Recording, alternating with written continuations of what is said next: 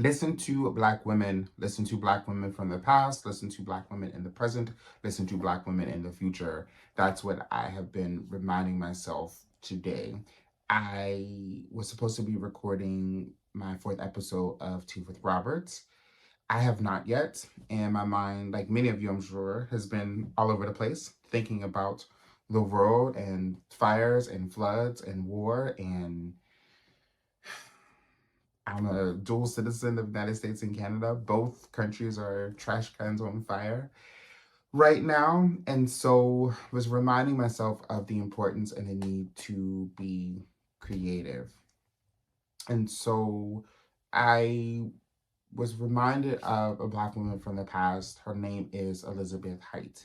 You may not know that name, not very famous, but when I had the wonderful opportunity to go into the Whitney Plantation a few years ago, which if you haven't been, please go. It is an amazing museum about an hour outside of New Orleans that tells the story of enslaved people on that plantation as well as in the area, and as well as, of course, the story of enslavement in the United States. So well done.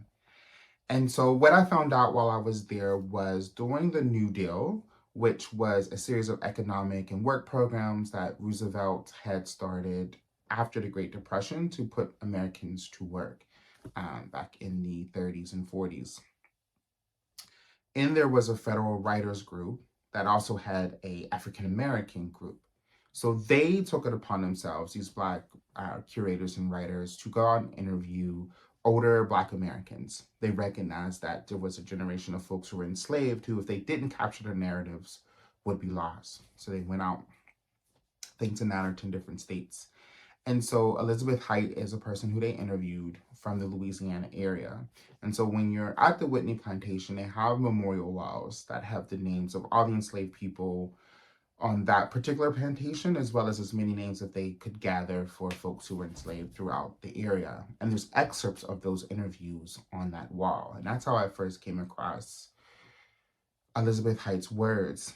And so I'm not going to read it because I'm not the best at accents and vernacular, but I will paraphrase, which is to say that she was talking about how enslaved people had balls. They would organize, go out in the fields late at night. They had to be very quiet and they danced and they would have fun. And I remember the first time reading that, how much it struck me. One of two things, which is the revolution requires all types of people. I don't know if it's because of my age, but I always felt as a Black kid and teenager growing up in the 80s and 90s that there was this narrative of you either had to be MLK or Malcolm X. And of course, that coming from a very whitewashed lens of things of, are you going to be a peaceful Negro or a revolutionary Negro? And of course, we know that these men have much more complicated legacies than to distill them to these simple notions. You know, these were both men who were considered terrorists by the American government for asking for equity for Black people. But in that general sense of, it struck me of, you know, not everyone can be MLK or Malcolm X or Rosa Parks or Shirley Chisholm for that matter. Not everyone can be a William Dorsey Swan.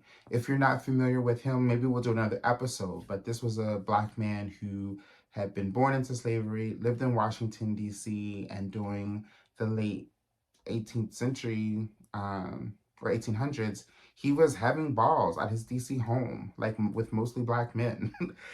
He considered himself the queen of drag. He had got fined by the police and he fought it all the way up to the president at the time. So not everyone can be those people. But as I said before, the revolution needs all things.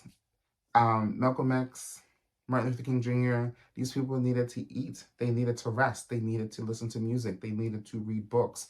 They needed to have things written down for them. And all of those writers and musicians and people who fed them and cooks and housed them so they could rest are all just as equally as important.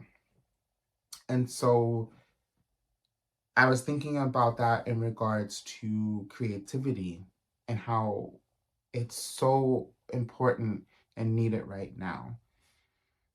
Does not feel like the time to be creative. But being creative is a luxury. You know, if your house is on fire, your country's being bombed, you cannot be thinking about being creative at that time.